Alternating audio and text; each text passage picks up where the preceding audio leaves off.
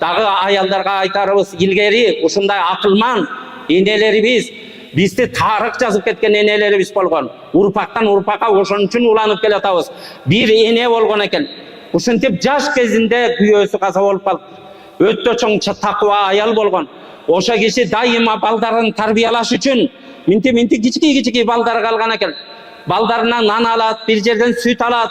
Ушундай жашоо улана турган болсо, дайыма күйөөсүнүн көйнөгүн ушундай илип коет экен дагы, ошонун чөнтөктөрүнө акчаларды салып коет экен. Балдары апаке нан калбай калды, атаңардын чөнтөгүнөн алып алгыла. Апакен сүт алыш керек, апа атаңдын көйнөгүнүн чөнтөгүндө акча бар. Балдары атасы бардай чоңойткон экен. Ошо энеси атам кайда деп, атасы жок экенин билбей чоңойгон. Эң агында айткан экен, балдарым деп, балдары чоңойгондо атаңарды унуттурбаганга мен аракетимди кылдым деген экен. Мен милдетимен кутулдум дептир. Атабыз бардай чоңойдук деген экен. Эми күнүбүздө эмне болуп атат? Үйүндө тирүү турган күйөөлөрүн унуттуруп койгон аялдар болуп атат. Бул акчасы эле керек, башкасы эле керек, өзүнүн кереги жок. Келгенден кийин ушинтип түртүп салган канчалаган жаш жигиттерди көрдүм.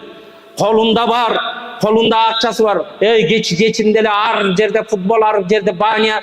Эмне мындай жүрөсүң десе, кейбир айтат, байке, үйдө тынччылык жок болуп калды. Ажырашып кетейин дейм, 2-3 баланы кыйбайм.